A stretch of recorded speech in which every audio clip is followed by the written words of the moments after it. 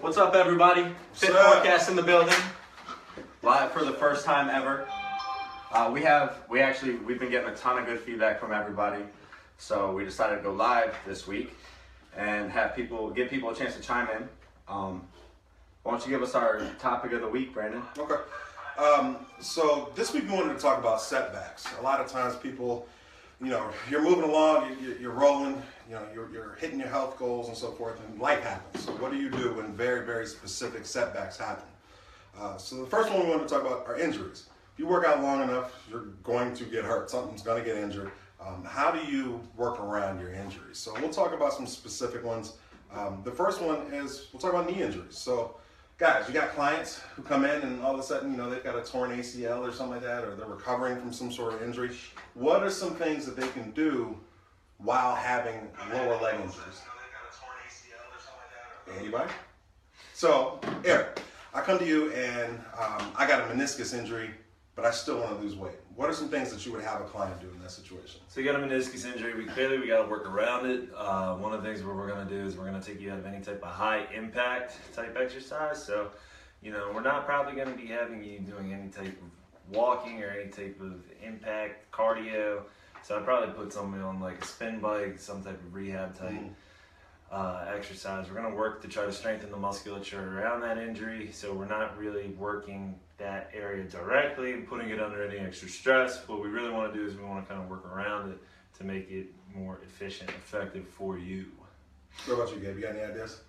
I mean, Eric kind of stole a lot of my thunder there with working around an injury, especially when it comes to meniscus. There's a lot of issues. I think the first thing that we would have to do, and this is my big thing, anytime you have an injury, consult your doctor first. Right. You probably saw somebody, find out what they want. If they want you to rest for a little bit, I as a trainer will be like, well, did you ask them if you can work your upper body? Did you ask them that you can work other areas out? If they said they want you on rest, period, from the gym, that's something that you have to kind of honor, and there's a reason there. You have to be able to follow both of us. So I think the cohesion there is really important. Okay, what about shoulders? I think all of us have seen people come in with overuse injuries, impingements, rotator cuff injuries, things like that. What are some things that you guys would recommend people avoid if they have a rotator cuff injury? Definitely overhead presses. Overhead pressing, definitely. I would say anything over your head. Anything over your head? Bench press, incline, shoulder press. Okay. And mostly pressing movements, same type thing, where you're looking at your back movements, anything where you're going to be putting your arms over the head and decreasing that joint angle there. Really try to avoid that. You're really going to be limited as to what you can do. Right. You're looking at more so band work, more so, column circles, things like that, just range of motion type exercises, because you need that to heal, and it does take time and it is frustrating. But that doesn't mean you can't work your legs. But don't work through the pain either. I mean, there's a right. conception there, well, I can get through this, it's just a little bad. Don't work through the pain. That's only going to make it worse, guys. And you're setting yourself up for a bigger setback through that way. I would say listen to your body as well. I mean, I've got a client now who's got impending surgery going to happen probably in a couple months, and he obviously can't do any pressing over his head. He doesn't do any pull-ups or anything like that, but he can do close grip pull-ups and things like that as well. So your body will kind of tell you and answer that question as well. Last but not least, the one that I want to cover, everybody's had this issue, back injuries. What do I do if I have chronic back pain, mainly lower back? I know you and I can really give everybody a lot on this one. Mm-hmm. For me, you're going to need to get down and do some prone positions. You're going to need to work planks. You're going to need to make sure your core is strong. You're also going to need to make sure that you're doing some post-exercise recovery. Make sure that you're rolling properly, foam rolling, stretching. I think that's a key thing, stretching, and that's a lot of people forget. So I didn't want to chime in. No, you're fine, man. Absolutely. Foam rolling, stretching. You also want to make sure that your body is balanced. So seeing a chiropractor regularly, seeing a massage therapist regularly, making sure that your body is in alignment, because once that back goes, there's a lot of other things that are innervated there that it's going to affect. It can affect your legs, can affect your arms, can affect your neck.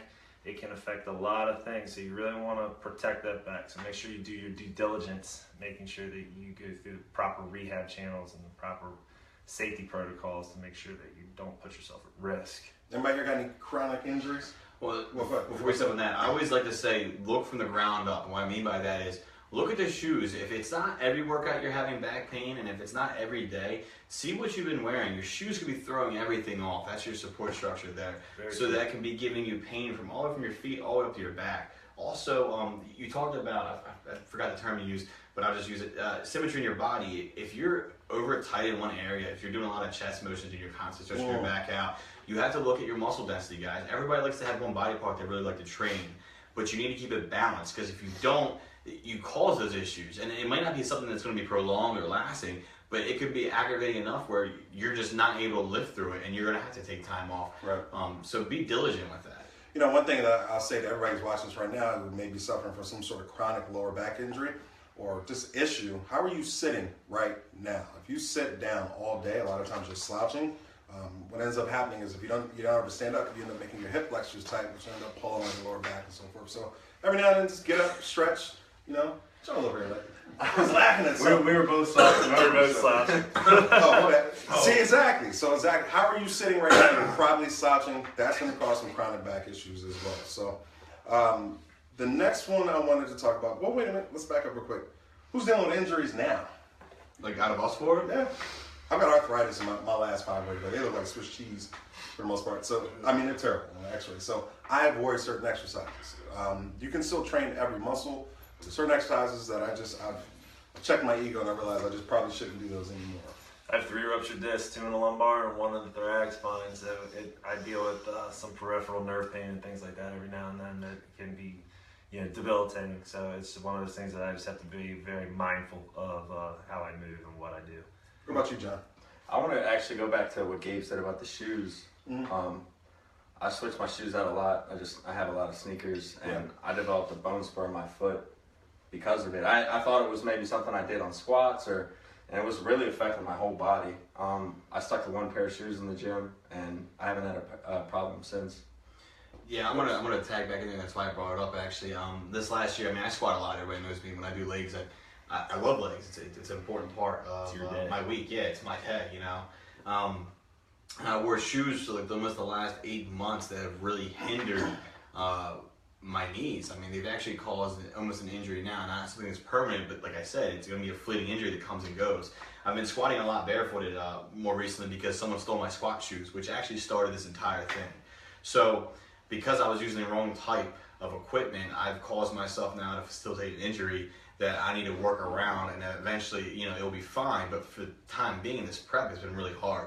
And yesterday was my last leg day, so let me tell you right, I felt it. I felt it a lot.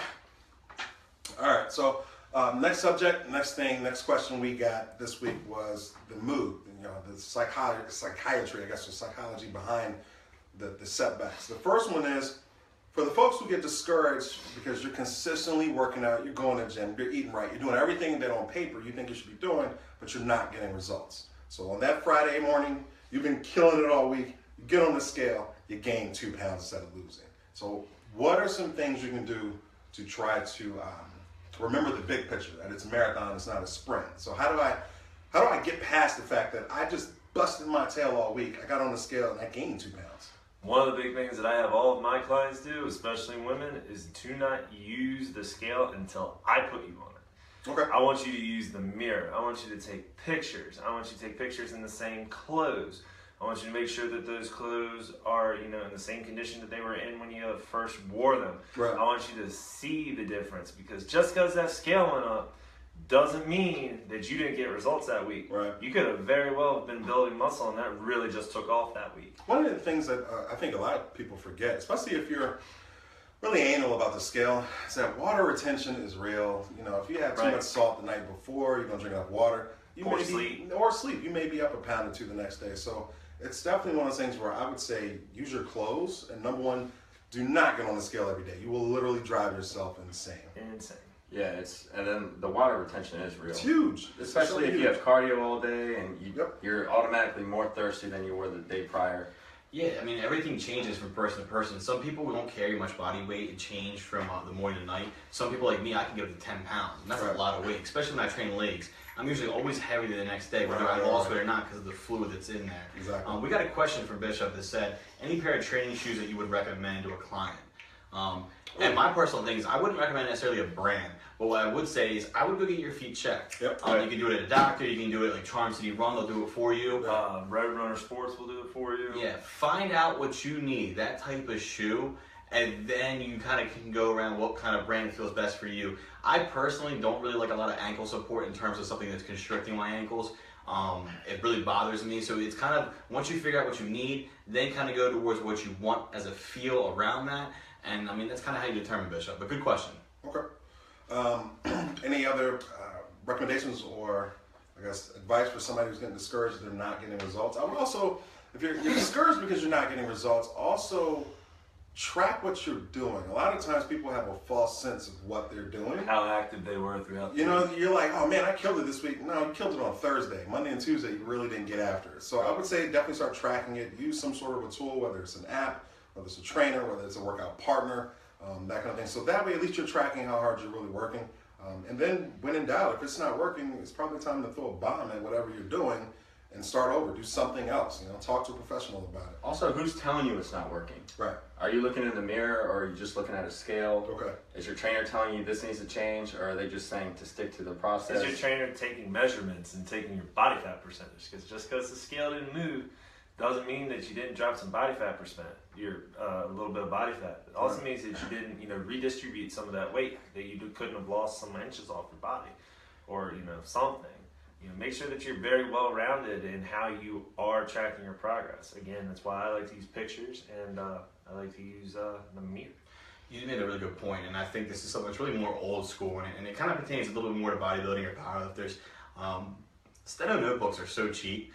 You literally can get one and write down everything you've been doing in terms of your exercises, but also write down the time it takes you. So if you're spending 3 hours in the gym one day and only an hour and a half later on, there's an issue there. So you can kind of track a little bit more. There's a lot of things you want to pay attention to, not just the exercises or the weights or the reps, the time it takes you to do those exercises, the total time you work out. How'd you feel when you started? How'd you feel? Did you feel like you had a pump towards the end? Were you exhausted? Any pains? Start writing those things down, because you might find that you see certain exercises that do help you and other ones that don't. And that's kind of where, like you said, you can throw a bomb at something, get rid of it, move things around. But you have to kind of be really finite with these things. You have to look at them and really get into them. Okay. All right. So the next one's one that I don't think a lot of people realize it happens, but the seasonal effect on your mood in terms of working out. I know most people, springtime, you're getting ready for the summer. You're happy. The sun's out. It's warm. Your clothes are getting a little smaller. Your t-shirts and shorts, things like that. You're motivated to work out. Winter comes, it's dark when you leave in the morning for work. It's dark on your way home. It's depressing. Clothes are bigger. You get to rock the hoodies and sweatpants. So, I'm not that accountable in terms of what I look like underneath it. So, how do you stay motivated when September hits, fall's coming, the holidays are coming? Hold on. How do you stay motivated? You just sounded like He depresses you. right? He did. How do you stay motivated? I'm mostly Brandon? on this side of the bench. How do I stay? Because I realize that nobody's gonna hire a fat trainer. To be honest. We are alive. Remember? Insert Kermit meme. Right, insert Kermit.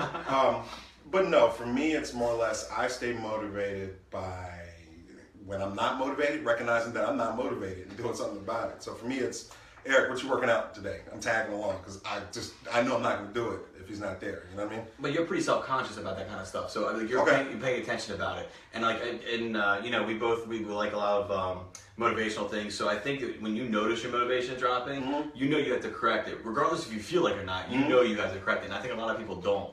So do you have something that you think, Eric, that you kind of would be better, or something that could help someone recognize and then somehow correct it without just like an autocorrect? Because that's essentially what Brandon does, and that's kind of that's a really good trait to have, though, man. Yeah, but most people don't do it. So I see what you're saying. So for me, when it gets to be the seasonal time, I told Brandon this morning, I was like, damn, man, it was 4 p.m. yesterday, and I was yawning, and I was ready to go to sleep. Yep. I still had 4 clients to service out. The big thing was, what happens for me is I'll change up my workout time. That's interesting. And that's usually what helps me. I'm traditionally an afternoon, evening guy, but especially when, it starts getting this time of year, it does help to have that sun out to be able to motivate you and push you. So when you're looking outside the windows and it's sunny and you can actually feel like a human, not a vampire. That actually helps. So consider maybe possibly training in the morning, or training before work, something like that. Or training during your lunch hour so that you can get that sunshine in. What do you think, John? I think I'm weird here. I think we're gonna have the same answer, and that's why I wanted you to go, because I don't know about you, but to me, this time of year, I love this time. I love it. This is when I want to train. I wake up in the morning, it's just chilly enough where like I take my dog out, I'm like, whoo, I'm awake. And the first thing I think, I was like, man, I gotta get my food in here because I gotta pop my meals and I want to go lift. Like you walk outside.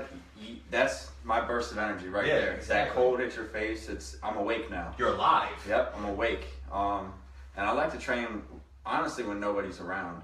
You guys gotta bottle that and sell it. Right? I'm like, Where's that tap? that cold air makes me want to go back inside. Well, if I don't work out early, I might not want to work out. So It turns me into a bear. I'm like, where's my cave? yeah, you guys need the sunshine. I like training in the dark.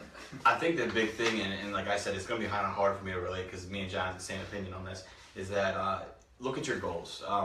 Just because the time gets pushed back, just because things change and the sun's different, doesn't mean that you have to change. It doesn't mean that your goals change. So you might be a little less motivated to get up then, but are you less motivated towards your goals?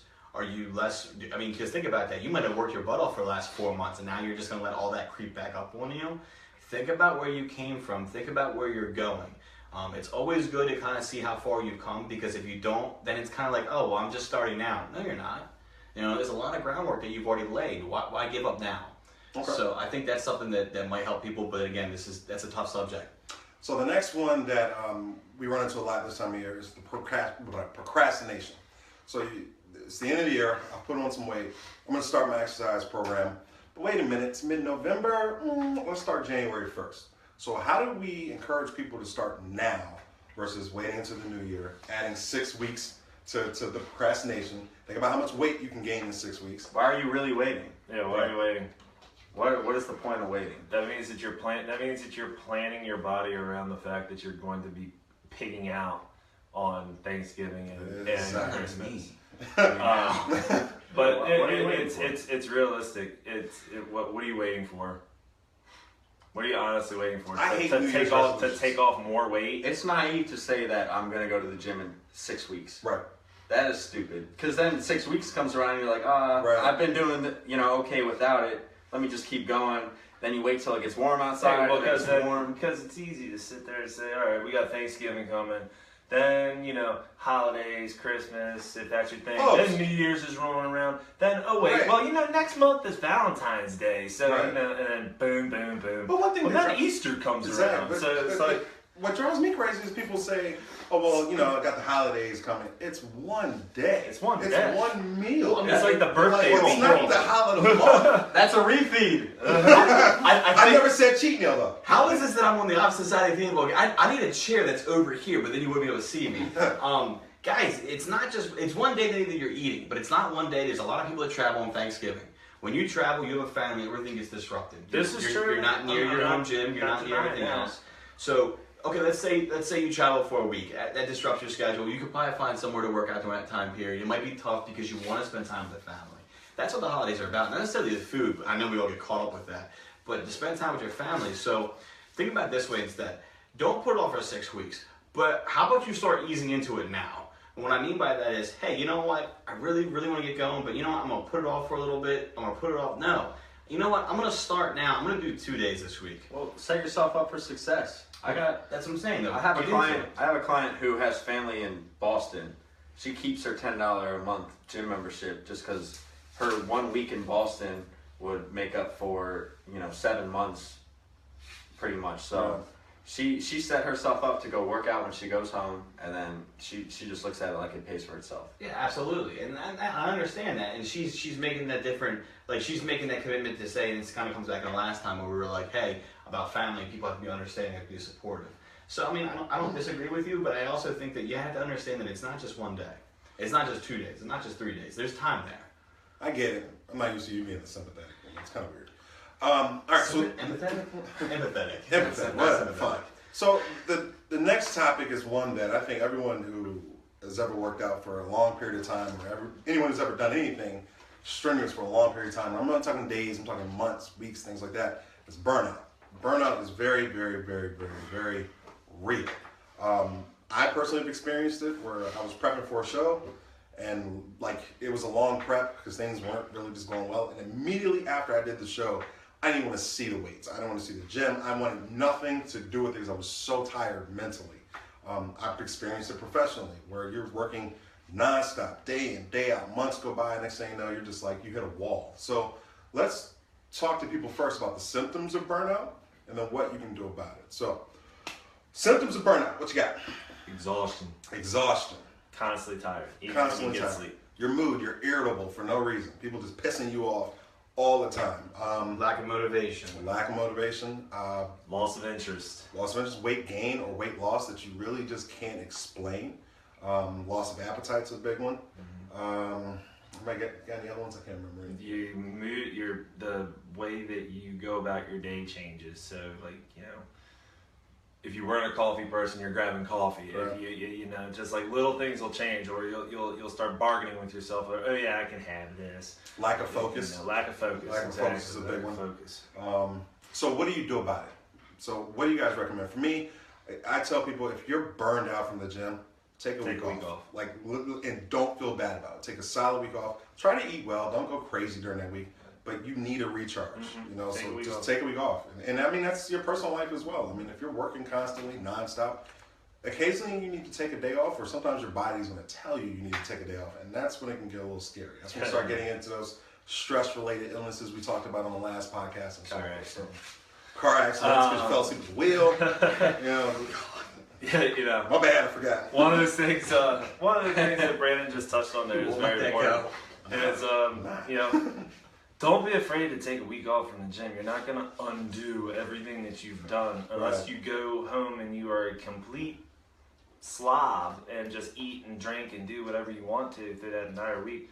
Nothing's gonna happen. If anything, you might actually lose a couple pounds that week because your body can actually recover, right? The other big thing that he mentioned is, you know, take a couple days off of work. You know, there's nothing set in stone. I know with us it's tough to take off work because, you know, then it's the juggling act of getting people back in to make up sessions. But, you know, sometimes you gotta take those days off because if you burn yourself out, a lot of bad things can happen. Okay. So, I think we've covered everything I wanted to cover in terms of mood. You know, lack of results, seasonal changes, burnout. What about, I'll throw another one out there, for people who are very goal-oriented. Like, I'm a carrot chaser. Like, I have to be chasing something. And if I'm not chasing, like, some sort of a goal, I'm, like, kind of lost a little bit. Why is everything always funny? You know? Because he is sitting there right now picturing you on. I had two sisters and a brother do that to me my entire life. Picture me chasing carrots. So, for instance, I come from sales, so I'm used to having monthly sales goals. You know, chasing some sort of goal. I played sports, so I work out during the week because I got a game on Saturday. So, what do you do when you don't have a specific goal anymore? Let's say I wanted to lose 30 pounds. Okay, now I lost 30 pounds. Now what? I have a lot of clients who are constantly asking themselves, now what? Essentially, what I always tell people to do is you have just got to your best. Now you have to better your best. Right. Let's see what we can now change and develop about your body. So you've reached your initial goal, but now what do you want to really see change about your body? Let's build your glutes. Let's build your shoulders. Let's build your back. Let's change this, change that. You're goal setting with them though. Right. I mean, exactly. You're finding a new goal. You're finding a new goal. Okay. Yeah, but I'm saying, like, to me, and maybe this is just me, personally, and also for my clients, you get to that spot where they're like that threshold. Let's say they're 90% of the way there. I'm already laying seeds for their next goal. I'm already laying stuff so that when they get to that goal, it's not like I'm like, hey, great job, yeah, good, and then I'm like, so next week we're going to be focusing on that. I don't even give them an opportunity to be like, what next? Right. I try not to, and the truth of the matter is because I know how easy it is to sit there and be like, well, I got my best, and now I'm done. Okay. And that's, I mean, you see it in a lot of competitors, bro. You really do, and it's kind of sad because it's like you work so hard for that. Why stop now? Right. All right, so we've covered a lot of setbacks. The next one is going to be a little different. This one actually is one that was sent to me that I think Eric has had some experience with, where you have a client who's lost a dramatic, like a large amount of weight. Maybe they've lost 100 pounds. When you lose that type of weight, you literally almost turn yourself into physically a different person. But it could also affect you psychologically. So what do you say to the person who literally says, I've lost 100 pounds, I've lost 80 pounds, I look like a completely different person, but I have no idea who I am now. Like, my sense of self is almost gone. I've always identified with being overweight. Now, not overweight, now what?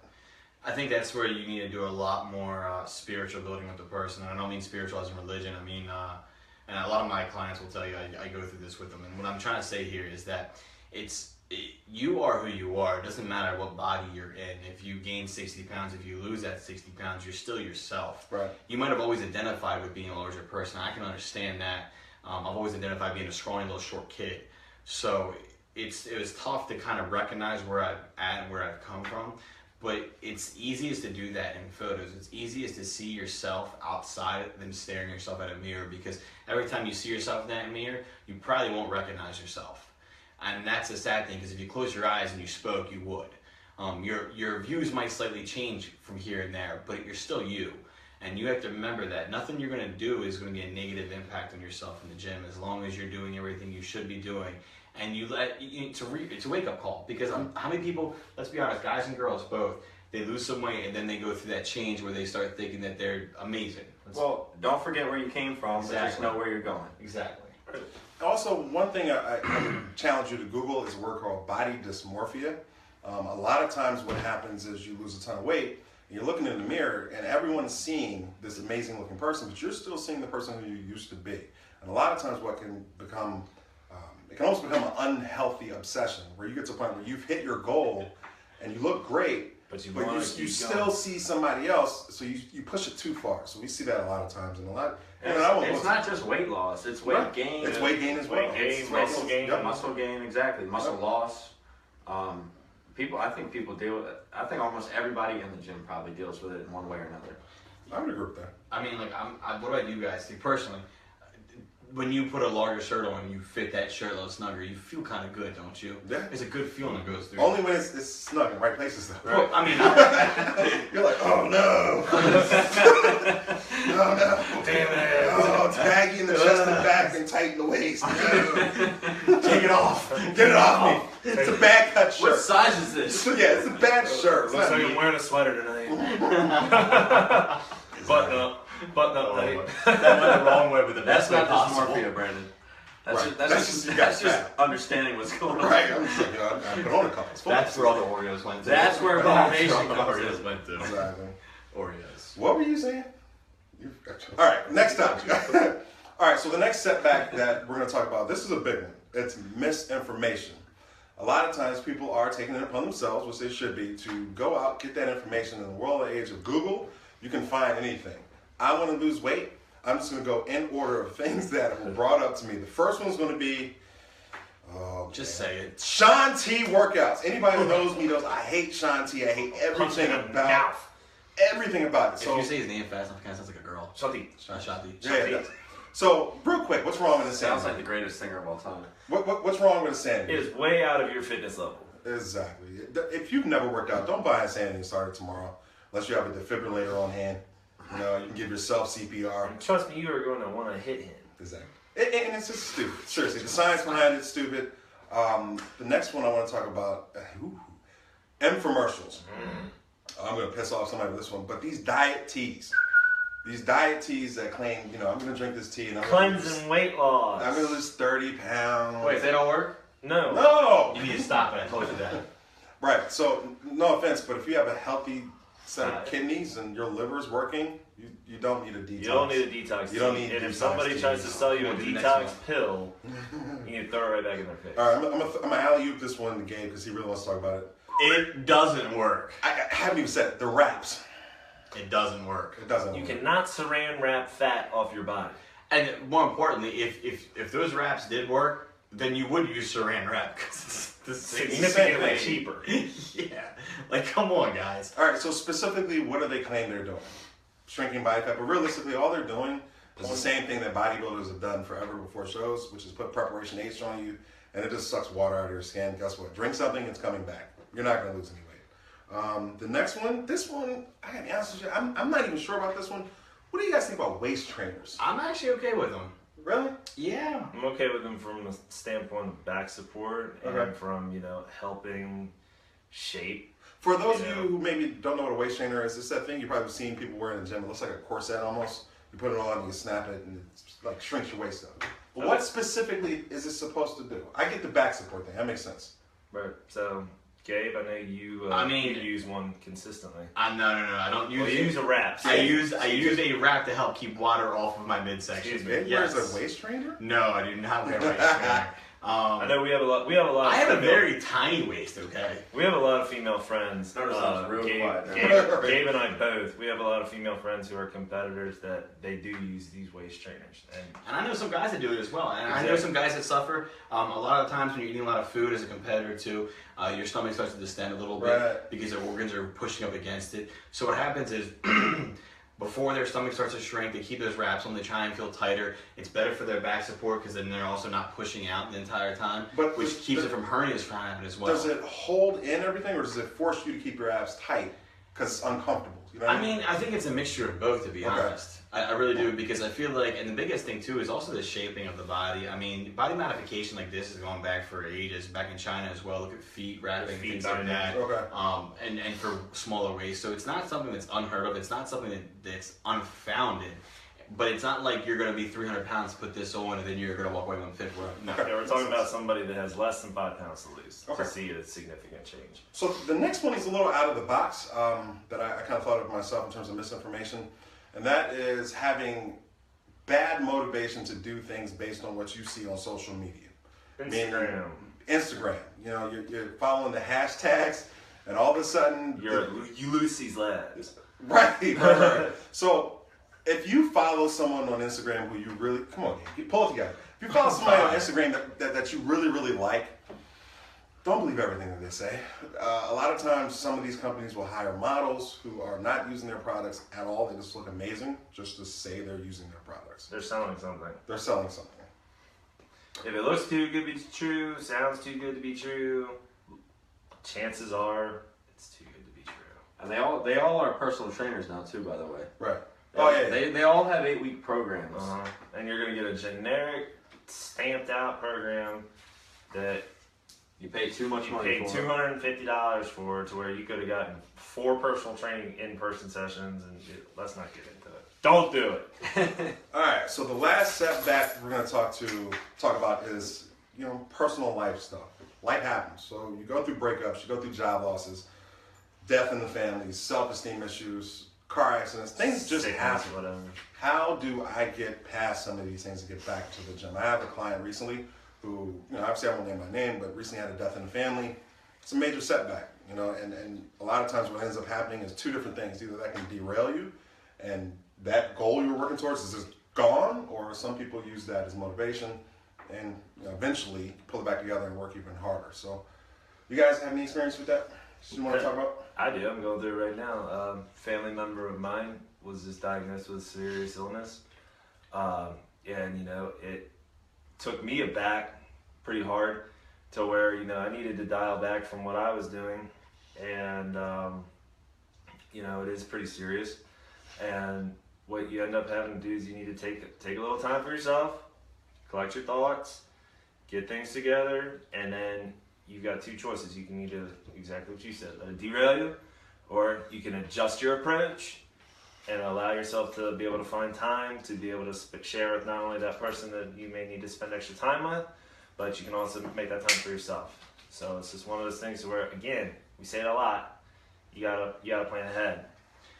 I kind of throw this term, it's a blanket term I use, and this is mourning, okay? Anything negative that happens to you, that time period where you take to adjust to it and be able to keep moving forward, that's your mourning period. It doesn't matter if it's a death, it doesn't matter, let's say breakups, whatever, what else you got, job loss written there.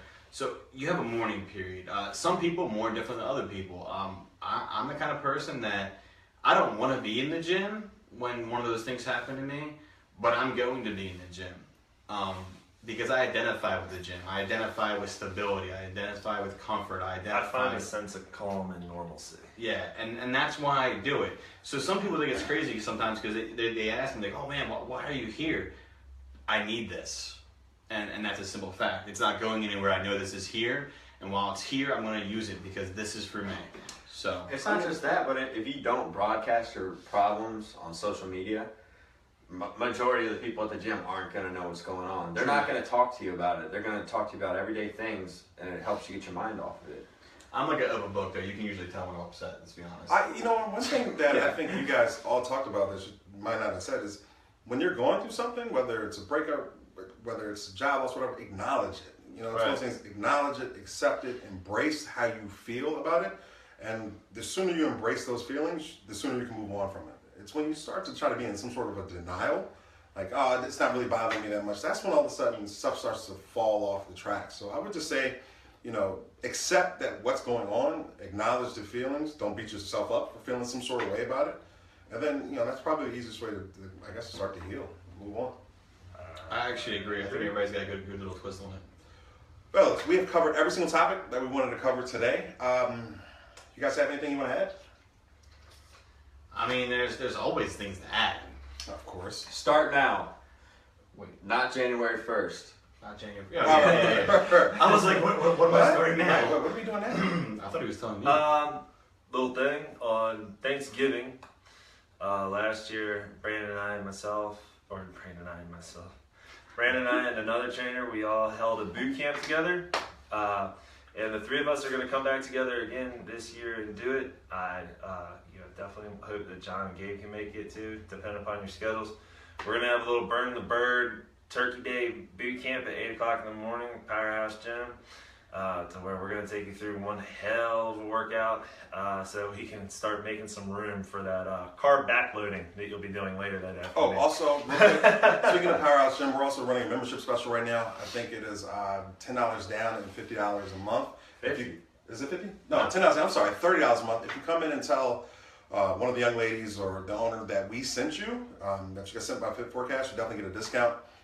We are also going to do, I'm throwing you guys under the bus, and they didn't even realize I was going to do this. We're also doing free training consultations as well. So if you have any questions whatsoever, you want to sit down, schedule a consult with one of us, we'll be more than happy to do it. It'll cost you absolutely nothing to come in and just talk. We'll talk about what your goals are, what you want to do, should do, shouldn't do, that kind of thing. You guys had fun burning the bird. I'm going to be doing tradition, which is moving firewood for my girlfriend's father and eating bad food. Well, Gabe's earned it, so. Gabe will be hammered by 10 a.m. There's not enough liquor in Maryland for that. John, you got anything else for us? Besides the Powerhouse discount, also if you name drop us at Total Athlete Nutrition, Yeah, good point. Yep. you get a discount there. Go in, see Jen, see Tyler. They're really helpful.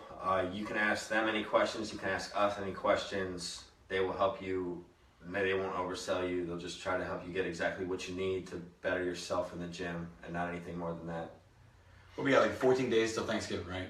Something like that. So, something I always personally like to do, and it's not that Facebook posting every single day, tell me how you feel, what you're grateful for, but just stop once this week, stop once next week, and really think, really reflect, meditate, bring yourself back to a peace, and realize all the things this year that you did, that you're successful, that you're happy for, and look towards the future about what you're motivated for. Be positive in your life, and positive things will happen, guys. All right. John, where can they find us? The Fit Forecast Instagram, Fit Forecast Facebook. Our email is thefitforecast@gmail.com. If you have any questions, you can email us. If you want to remain a hidden identity, you can always comment on any picture, like, share. We appreciate it. Thank you for all your feedback too. It's been awesome. It's really helped us get through all these topics and all these long discussions we've been having. Yeah, we love questions, guys. We really do. It helps because sometimes it's the simplest things that we already know that we don't think that we need to address, and then when you ask them, we can easily rifle off the knowledge that we have. We good, guys?